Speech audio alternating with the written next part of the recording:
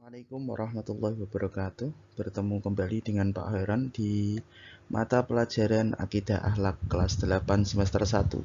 Ya, ini kita akan membahas mengenai akhlak terpuji. Selamat mengikuti.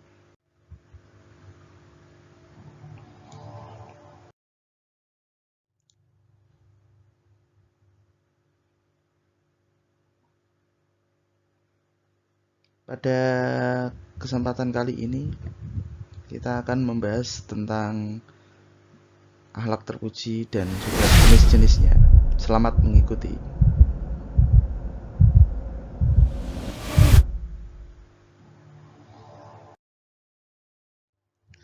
Pada akhlak terpuji kali ini yakni mengenai tawakal, ikhtiar, sabar, syukur, dan qanaah. Mari kita ikuti secara bersama mengenai mata pelajaran akidah akhlak pada kesempatan kali ini. Pada peta konsep kali ini yakni akhlak terpuji mempelajari mengenai pengertian akhlak terpuji dan nilai tawakal, ikhtiar, sabar, syukur, dan qanaah, dan juga contoh dan nilai tawakal, ikhtiar, sabar, syukur, dan qanaah. Mari kita lakukan atau mari kita lanjutkan untuk anak-anak cara kita perhatikan secara bersama-sama. Pada kompetensi kali ini yakni seperti setiap hari yang sudah Pak Aaron sampaikan, yakni tentang KI 1, yakni menghargai dan menghayati ajaran agama yang dianutnya, dan juga kita akan nanti mensimulasikan secara bersama, yakni mengolah, menyaji, menalar, dan juga dalam ranah konkret atau menggunakan kegiatan pada yang sesuai yang dipelajari dan juga sumber lain yang sesuai dengan apa yang akan kita pelajari nanti. Untuk KD-nya, yakni kita menghayati berperilaku tawakal dan juga memahami pengertian serta perwujudannya atau mewujudkan bagaimana nanti perilaku akhlak terpuji yang baik dan juga sesuai dengan jenisnya. Anak-anak nanti yang selanjutnya yakni setelah kita mengikuti pelajaran kali ini yakni indikatornya. Indikatornya yakni kita nanti akan membiasakan diri kita dapat menunjukkan dan juga memberikan contoh apa sih yang dimaksud dengan akhlak terpuji dan juga contoh-contohnya. Karena yang akan kita bahas kali ini adalah jenis dari akhlak terpuji termasuk 5, yakni tawakal, ikhtiar, syukur, dan qanaah. Yang pertama, anak-anak silakan sekaligus membuka bukunya, yakni yang pertama kita mempelajari tentang tawakal. Tawakal sendiri yakni berasal dari wakala yang berarti menyerahkan atau mempercayakan atau mewakilkan urusan kita kepada Allah. Dalam hal ini adalah kita selalu dalam berbuat setiap harinya kita itu selalu bertawakal atau berserah diri kepada Allah. Yang pertama adalah mewujudkan atau bagaimana kita berdoa kepada Allah dengan sebagai wujud bahwa kita mempasrahkan diri kita dan juga kegiatan yang akan kita laksanakan pada hari itu bersandarkan kepada Allah, sehingga dalam kemaslahatannya tujuannya adalah mendapatkan atau menghilangkan kemudaratan atau mara bahaya yang sering kita mungkin temui dalam keseharian. Dalam sikap tawakal ini, dalam kehidupan sehari-hari, Muslim itu selalu tidak lekang dari doa, karena doa itu juga termasuk sebagai pedangnya orang Muslim, karena kita mempunyai keyakinan atau kewajiban bahwa yakin kepada Allah adalah sebagai penguasa alam semesta, dan juga kita yang kedua yakni tahu keutamaan sifat atau mungkin sikap tawakal. Yang terakhir adalah menyadari bahwa manusia itu banyak kekurangan atau manusia itu adalah tempatnya kesalahan, ya, minal khata' wan nisyan, karena di semua kegiatan kita, manusia itu mempunyai sifat yakni tidak sempurna. Yang sempurna hanya Allah. Kita lanjutkan untuk slide yang kedua, yakni yang kedua, ikhtiar. Anak-anak tentu mengetahui apa sih ikhtiar itu. Setelah kita berpasrah kepada Allah, lalu ada yang dinamakan dengan ikhtiar, yakni secara bahasa artinya memiliki usaha. Tapi yang dinamakan ikhtiar itu bukan semata-mata usaha sebentar saja, tetapi yang dinamakan ikhtiar itu adalah usaha yang sungguh-sungguh atau memang dilakukan terus-menerus dan tidak pernah menyerah atau putus asa. Dan pada ketika taraf ikhtiar ini, anak-anak nanti dihadapkan pada kegagalan. Ya, kita yakini bahwa kegagalan itu adalah kesuksesan yang tertunda. Sehingga kita selain berpasrah diri kepada Allah, setelah itu kita berusaha, insya Allah nanti semuanya akan berhasil dan sukses dengan keridhaan dan juga sesuai dengan ketentuan dari Allah.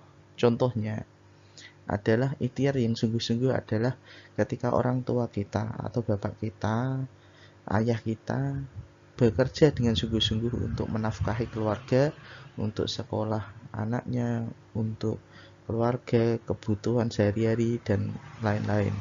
Kalau yang kedua bersinggungan dengan anak-anak sekalian, yakni mengenai anak-anak itu kalau mau ujian tentu belajarnya sungguh-sungguh. Ya. Sedangkan belajar dalam sungguh-sungguh itu memang harus dilaksanakan atau dilakukan setiap hari, tidak boleh kalau ada ujian saja. Kalau ada ujian saja itu belum termasuk kepada ikhtiar yang sungguh-sungguh. Ya, mungkin itu contohnya. Akan kita lanjutkan ke slide berikutnya, yakni yang ketiga, sabar. Sabar itu adalah istilah dari bahasa Arab yang sudah tentu sering anak-anak gunakan di dalam keseharian, sehingga arti istilah dari sabar sendiri itu adalah kekuatan atau daya positif untuk membendung hal-hal yang negatif atau mungkin hal-hal yang mempunyai hasrat kita kepada kejahatan. Itu tidak boleh. Makanya kita mempunyai benteng yang dinamakan dengan sabar, yang artinya adalah mencegah, menahan, dan juga tabah dalam menghadapi cobaan. Ya, itu termasuk sabar. Contohnya adalah tetap berusaha, tidak boleh loyo dalam hal meraih cita-cita. Ya, yang kedua adalah kita selalu merawat orang tua atau birrul walidain, merawat orang tua kita baik ketika sehat maupun ketika sakit, apalagi ya.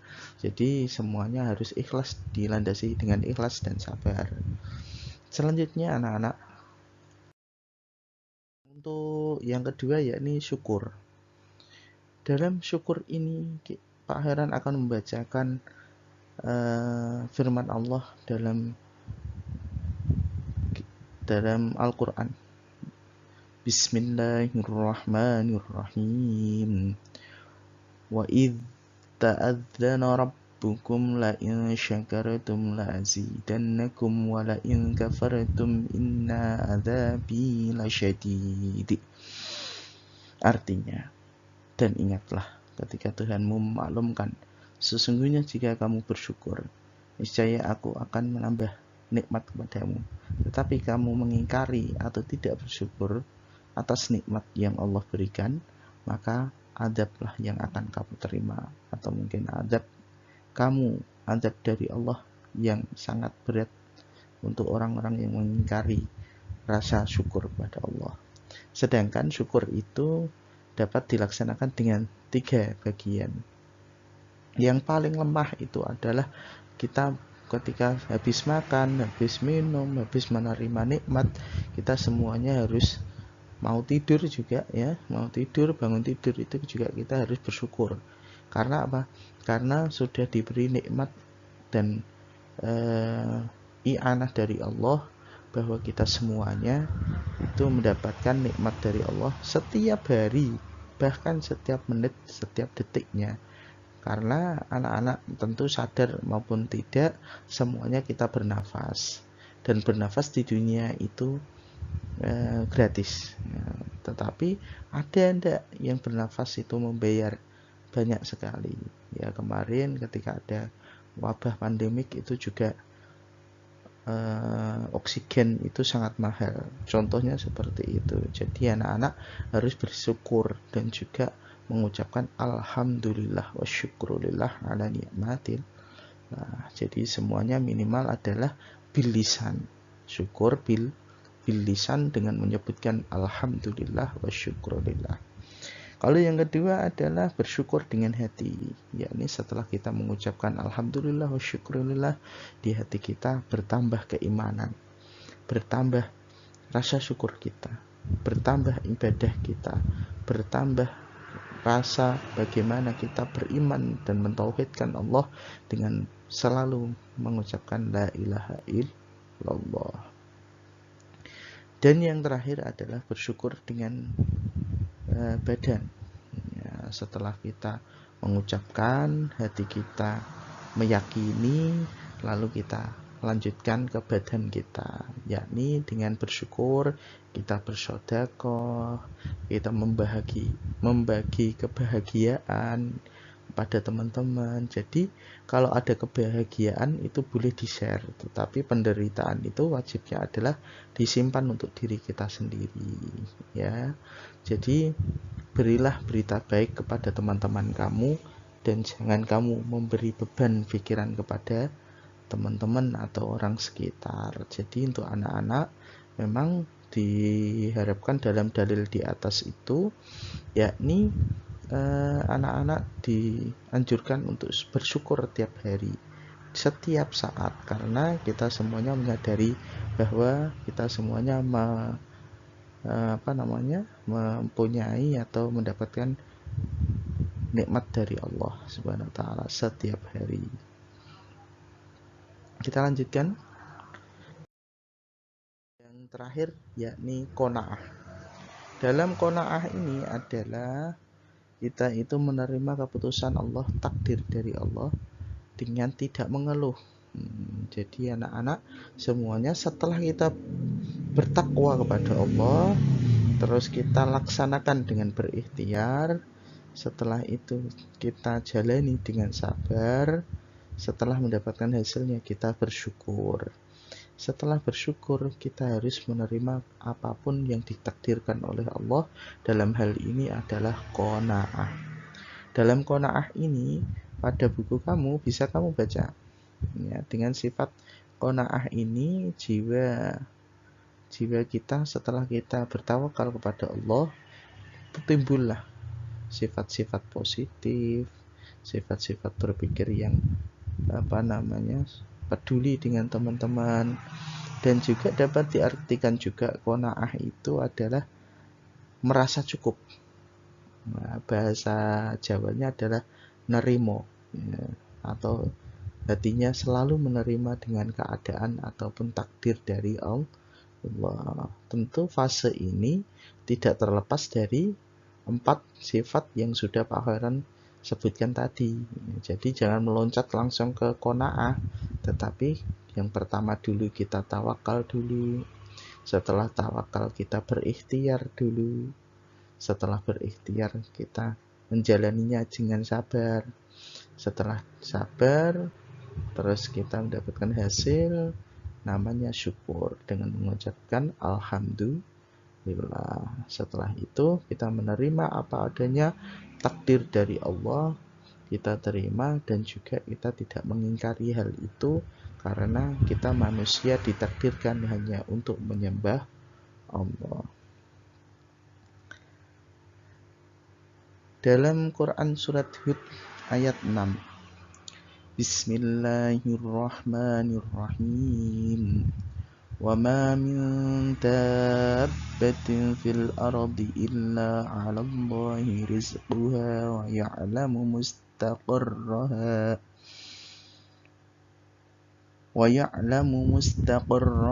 wa mustawda'aha.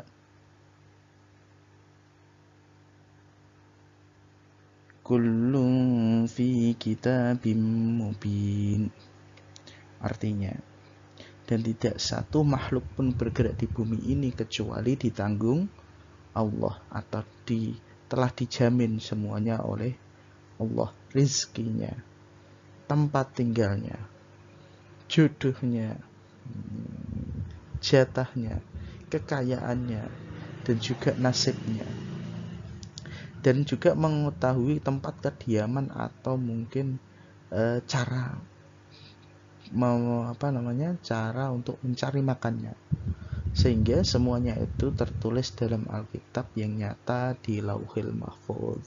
Jadi anak-anak, sebagai orang Islam, kita semuanya boleh mempunyai cita-cita yang tinggi, boleh mempunyai hal-hal yang mewah di dunia, tetapi selalu ingat bahwa takdir itu datangnya dari Allah Subhanahu wa Ta'ala. Setelah kita mendekatkan diri taqarrub kepada Allah, lalu kita yang namanya mempunyai sifat-sifat atau hal-hal yang memang kita pertahankan di dalam kita menjadi kaum muslim.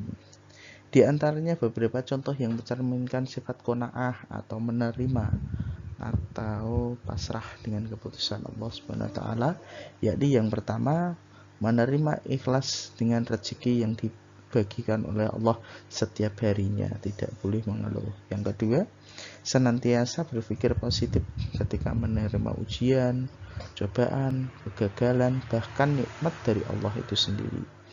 Terus yang ketiga, bekerja keras dan tetap optimis, tidak boleh putus asa, apalagi menyerah, karena di dunia ini adalah tempatnya untuk berusaha, sehingga ad-dunya mazra'atul akhirah, atau dunia itu adalah lahannya untuk kita nanti hidup di akhirat. Yang terakhir, tidak berlebih-lebihan. Ya, anak-anak tidak boleh berlebih-lebihan dalam membelanjakan harta di jalan Allah. Jadi nanti anak-anak kalau tidak boleh berlebih-lebihan di dalam berbelanja atau hedonisme, tidak boleh. Tetapi lahan yang terbaik adalah sedekah atau dikembalikan ke jalan Allah. Itu nanti akan menjadi pahala, atau mungkin ya pasti mendapatkan pahala dan juga menjadi tabungan kita di akhirat nanti. Oke, terima kasih. Mungkin itu yang bisa Pak Heran sampaikan di video pembelajaran kali ini. Terima kasih untuk anak-anak yang sudah mengikuti video pembelajaran kali ini. Untuk anak-anak, selalu tetap semangat menjalani hari dengan tekun belajar, mengisi waktu dengan hal-hal yang positif, dalam artian selalu belajar dan juga membuka hal-hal yang baru. Internet itu sebenarnya positif ketika digunakan untuk belajar dan berpikir positif, dan begitu sebaliknya. Jadi pesan Pak Heron untuk motivasi pada kali ini, yakni selalu jaga diri dan selalu berpikir positif. Dan sebagai santri Indonesia, kita semuanya jangan sampai mudah menyerah atau putus asa dalam setiap kegiatan yang kita laksanakan. Terima kasih dari Pak Heron. Walafu minkum. Wassalamualaikum warahmatullahi wabarakatuh.